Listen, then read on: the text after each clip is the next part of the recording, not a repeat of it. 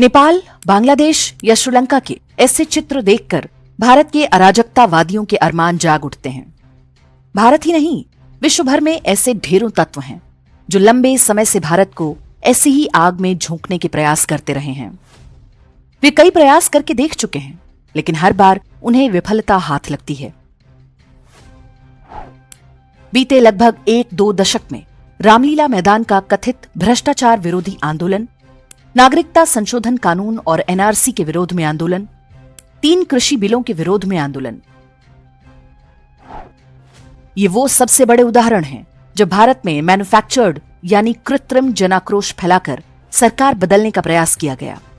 ये सब करने वाले कौन हैं, ये अब किसी से छिपा नहीं है। कुछ पश्चिमी औपनिवेशिक शक्तियां, उनके मजहबी एजेंट और कुछ आस्तीन के सांप। ये वो सुपरहिट फॉर्मूला है जिससे किसी भी देश में जनता की चुनी सरकार को हटाकर वहां अपनी कठपुतली बिठाई जा सकती है। हर बार वे इसे क्रांति या रेवोल्यूशन का नाम देते हैं। लोगों को यह शब्द बहुत प्रिय है। जब भी क्रांति की आड़ में कुछ किया जाता है तो जनता तत्काल झांसे में आ जाती है। वर्ष 1789 में फ्रांस में किसानों, मजदूरों और व्यापारियों ने चर्च के पादरियों से परेशान होकर क्रांति की थी। यह आधुनिक विश्व की सबसे महत्वपूर्ण घटनाओं में से एक मानी जाती है।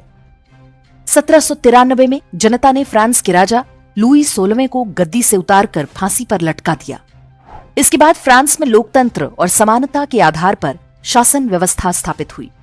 लेकिन फ्रांस की क्रांति के कई वर्षों तक अराजकता का बोलबाला रहा। हजारों लोगों की हत्याएं की गईं। ईसाई चर्च के कुकर्मों का परिणाम था कि फ्रांस में सेकुलर व्यवस्था लागू की गई।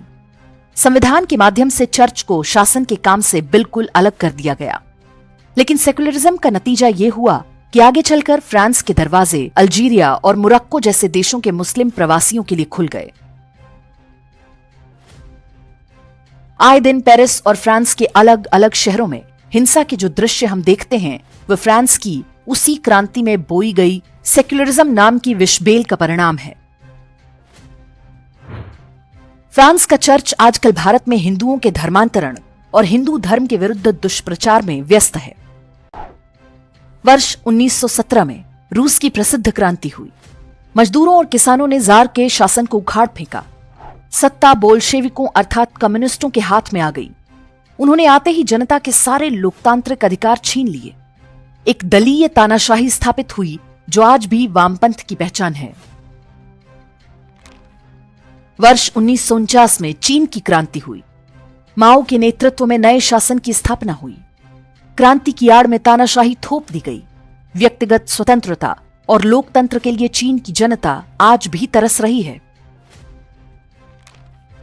वर्ष 2010 में ट्यूनीशिया में एक स्ट्रीट वेंडर की पिटाई के बाद आत्महत्या से क्रांति भड़क उठी थी। ट्यूनीशिया की चिंगारी से पूरा अरब क्षेत्र जल उठा। इसे अरब स्प्रिंग के नाम से जाना जाता है। बेरोजगारी और भ्रष्टाचार को बहाना बनाया गया। बड़े पैमाने पर खून खराबा हुआ। कई देशों में तख्तापलट हुआ। कुछ देशों में इसे बलपूर्वक दबा दिया गया। इजिप्ट, यमन, लीबिया और ट्यूनीशिया आदि जिन देशों में सत्ता परिवर्तन हुआ, वहां की जनता के हाथ भी कुछ नहीं लगा। आज पूरी दुनिया जान चुकी है कि वो सारा अमेरिका की बदनाम खुफिया एजेंसी CIA का खेल था। उन सारे देशों में आज अमेरिका द्वारा बिठाई गई कठपुतली सरकारें हैं। ये देश आज भी अराजकता और अस्थिरता की चपेट में हैं। वहां के सारे प्राकृतिक संसाधनों पर अमेरिका का अप्रत्यक्ष नियंत्रण हो चुका है। अरब स्प्रिंग के ठीक बाद इंडियन स्प्रिंग का तमाशा भी हुआ था। मनमोहन सोनिया गांधी सरकार के घोटालों से जनता त्राहि त्राहि कर रही थी।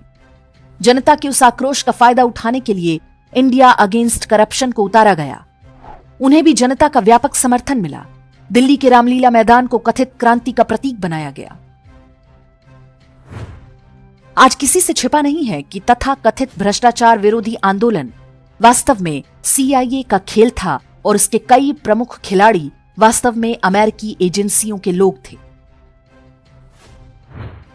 रामलीला मैदान के भ्रष्टाचार विरोधी आंदोलन से भारत में सत्ता परिवर्तन तो हुआ, लेकिन वैसा नहीं जिसकी कल्पना अमेरिकी एजेंसियों ने की थी। 2014 में लोकतांत्रिक ढंग से सत्ता बदली। जनता ने भ्रष्टाचार में डूबी कांग्रेस पार्टी और गांधी परिवार को पूरी तरह से नकार दिया और एक ऐसे व्यक्ति को देश का नेतृत्व सौंप दिया जो किसी रूलिंग एलीट क्लास का हिस्सा नहीं था। उसे हटाने और अस्थिर करने के प्रयास आज भी बंद नहीं हुए हैं। विश्व भर की असली नकली क्रांतियों के उदाहरण हमने इसलिए दिए ताकि आप समझ सकें कि क्रांति केवल किसी सरकार को गिरा सकती है, लेकिन वो किसी व्यवस्था को बेहतर नहीं बना सकती। किसी भी क्रांति ने आज तक ऐसी व्यवस्था को जन्म नहीं दिया जो जनता की आकांक्षाओं को पूरा करे। क्रांतियां आज जनता को ठगने और मूर्ख बनाने के औजार से अधिक कुछ नहीं है। भारत इस बात का प्रतीक है कि जनता की आकांक्षाओं के अनुरूप बड़े बदलाव रातों रात नहीं होते। वे समाज में जागृति के साथ धीरे धीरे घटित होते हैं, लेकिन जब होते हैं तो पक्के होते हैं। समाज में ये परिपक्वता हमेशा रहे ये आवश्यक नहीं। इसके लिए कुछ बातों का हमेशा ध्यान रखना चाहिए। किसी सरकार से असंतोष का अर्थ ये नहीं कि अपने शत्रु को ही शुभचिंतक समझने लगें। वामपंथ नए नए भेष बदलकर हमारे सामने आता है, उससे सतर्क रहना आवश्यक है। सोशल मीडिया या व्हाट्सएप पर मिलने वाले किसी समाचार पर आंख मूंद कर विश्वास न करें। नोबेल, मैग्सेसे या ऐसे किसी भी विदेशी पुरस्कार पाने वालों से सतर्क रहें। भावनात्मक मुद्दों या झूठ फैलाकर भड़काए गए आंदोलनों से सावधान रहें। सेक्युलरिज्म और सर्वधर्म संभाव जैसी बातें करने वालों की असली नीयत पहचानें। सार्वजनिक संपत्ति को नुकसान ना पहुंचाएं, ना किसी को पहुंचाने दें। इस देश को अपना समझें। विदेशी मजहबों और उनके षड्यंत्रों से सतर्क रहें।